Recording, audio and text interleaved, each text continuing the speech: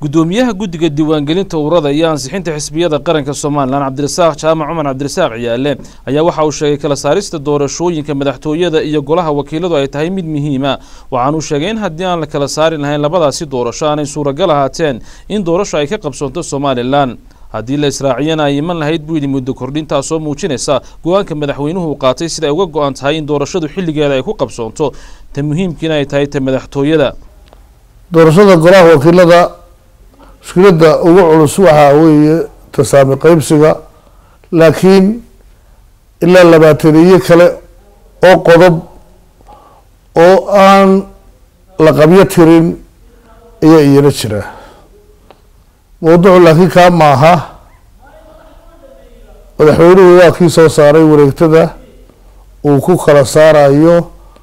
isaga oo doorashada teerabkii u harsanaa ka tanaasulay ayuu haddana doorashadii madaxweynaha soo dhigay in la qabto muddadeedii waa taariikh afrikaanka ku yar dowladaha saddexaad ku yar haddii madaxweynuhu labada doorasho isku lamaaneyn lahaa mushkiladaasi xal looma heleen waxaana iman lahayd kororsiimo hase ahaatee waxa uu yidhi dadka go'aankaasi diidani waxa ay doonayeen in muddo kordhin ay ka dhacdo dalkani Soomaaliland waxa kale uu ka warramay farsamo ahaan inaanay suuragal ahayn xilligani in la israaciyo labadaasi doorasho taasoo uu sheegay inay keeni karto khalkhal dalkani wax u dhimi karaya doorashada wada qabashadu weli in ay tahay mid aan suurtagal ahayn technical sababtoo ah haddaynu taabka qura soo qaadano laba doorasho laba sanduuq lagu kala ridayo way nagu cusubtay dadkeennaba intaa wax qortaa ee kala saari kartaana way yar tahay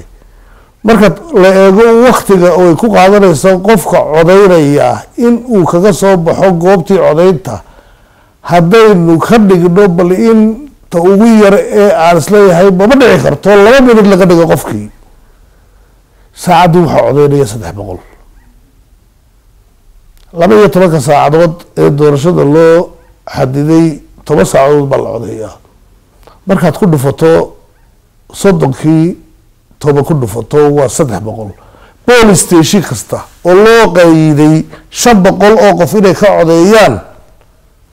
ama ha ahaado A B C D ha ahaado ama A B ha ahaado ama A qura ha ahaadee mid walba sanduuq kasta waxa loo cayimay 500 waxa qiyaastaan 300 oo ama 400 oo police station oo dadkii ay tuban yihiin oo halkii ay mid walba 200 soo hadhay waqtigiina dhamaaday doorashadaasi sida ay natiijo ku yeelan doonto ma yeelan doonto tirada codayn doontaa waxay noqonaysaa wax horta nambarkii codayn jiray hore ka yar dadkii oo tubanna waxa la xidhaya police stationka horta technically sidaasaanay ku tahay mid farsamo ahaan aan suurtagal ahayn waxaa kaloo taalla marka khilaaf yimaado 246 mudane oo tartamaya khilaafaad baa imanaya khilaafaadkaasi waxaa xalila madaxweyne la doortay oo waqtigiisii harsan yahay ayaa xalili jiray doorashooyinkiina soo maray waa garanaysaan tii deegaanka ugu dambeysaan garanaysaan halistaynu galnay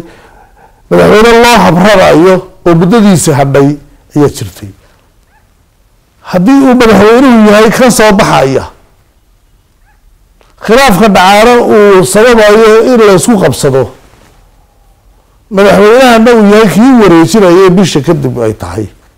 waxay noqonaysaa in doorashadaasi ay cancel sanduuqii la cancel gareeyaaba uu saameeyo tii madaxweynaha markaa labadii baytaynu badka dhignay haddaynu ku fashilano waynagoo baarlamaana lahayn madaxweynena aanu inoo soo bixin waa inaynu ku noqonaa 91kii dadka israacinaya waxaa leeyahay 19 bay dadka ku celinayaan how to then geesta kalena waxa uu sheegay dawladda Ingiriiska inay soo dhaweynayaan cid kastoo Soomaaliland ka caawisa arrimaha doorashooyinkaas ahaatee aanay ahayn in Soomaaliland ay wax u yeedhiyaan taasoo uu sheegay inay mid muhiim tahay qoraalka wasaaradda arrimaha dibadda ay ku sheegtay in ay doorashada Soomaaliland qabsan karayso waxaana uu madaxweynaha Soomaaliland u soo jeediyay in go'aankaasi lagu tallaabsaday sidii Soomaaliland ay u buuxin lahayd dhammaan inay iyadu isku tashato oo doorashooyinka dalkeeda ay fuliso dowladda Ingiriiska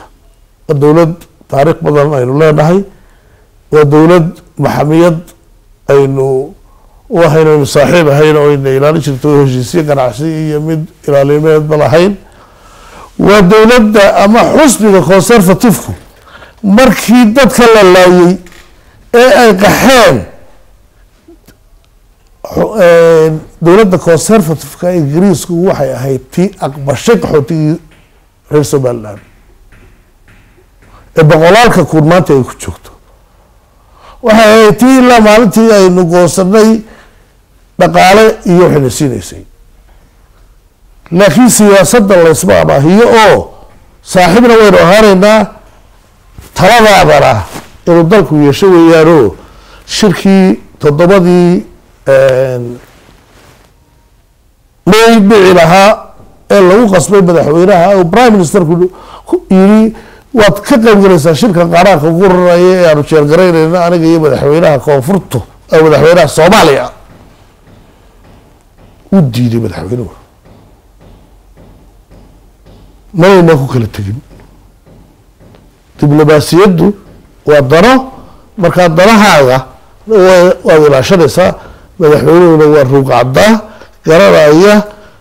إلى ينكو كلا تجين وحاول بقى أن آدي يوصل دوينية بواقي وزير كخارجية أو شيء إن هدي لو نجا وغرب بياش وحبايب نجا ترويان إن نسكب حين كرينه وبتشت صدق بقولوا مليون اللي نهاي وقدر كايس كب حين كرينه وحنا كنت أغسرتها وحنا لا هاي إلا أي نجاد إن أي ندور شوي كنا وح كوب حياة إسكب حين أنا قدي ما كب حبينه توجي قد بيه أنا قدي هارو ده معنا بيكون قريت وأنا experience لنا هاي أنا قديهان قديك الدور شوي قديك ديوانجرينتا ورنادا إيوه أصحينتا أصابتا قرنكا شين أي برشاد عالمكو قال فيمستر بسبيل إنه ترتبي شرطي بتشتكي ونوقو ديي مدحوينه أيام نكو قبناي وأنا سيدا أنه كان نبات قال لي فرقلين دبديد